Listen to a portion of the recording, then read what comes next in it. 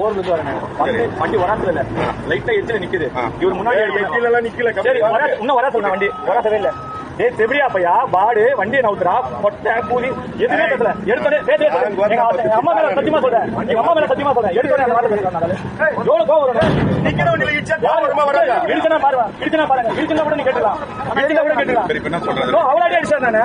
எவ்வளவு அடிச்சா எனக்கு கண்ணெல்லாம் வலிக்குது. சரி என்ன பண்ண போற? 100 கால் பண்ணிருக்கேன் வராங்க. அவ்வளவு அடிச்சா நானே. ரோட்ல எதுக்கு அடிக்கறானே? ரோட்ல எதுக்கு பேர் அடிக்கறானே? டேய் சும்மா வார்த்தை சொல்லினே இருக்கற. பெரிய மயிர் பேசிருக்கேன். சொல்றது என்ன வாத பாரு அண்ணா. பெரிய மயிர் பண்ற. நீ காத்து குறா ரெடி பண்றதுக்கு என்ன போட அப்படியே நிக்கிறேன்டா. போலீஸ் இன்சல்ட் பண்ண மாட்டேன். இன்சல்ட் போன் பண்ண உனக்கு அடி மோத வண்டி போடு வருது.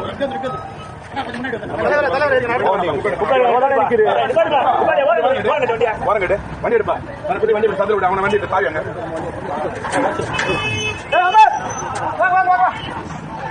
எங்க இருந்து வந்து நானே அச்சு போட்டேன்.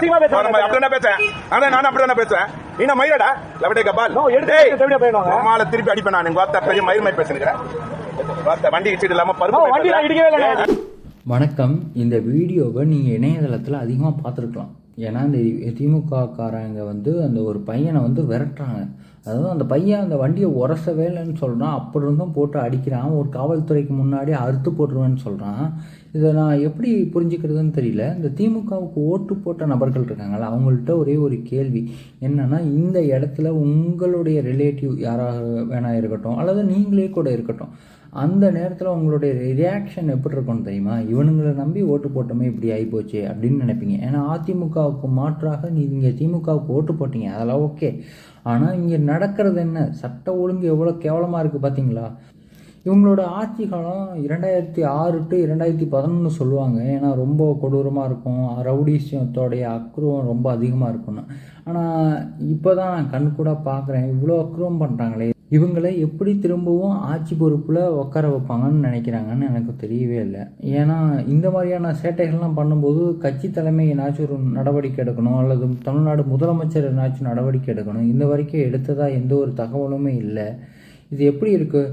மற்றவன்லாம், அதாவது ஒரு பொண்ணு வந்து ஒரு திமுகவுக்கு எதிராக ஒரு பேச்சு பேசினோடனே அந்த பொண்ணு வந்து மன்னிப்பு கேட்க வச்சானுங்க. அதே விஷயத்தை ஏன் இவனுக்கு பண்ணவே இல்லை?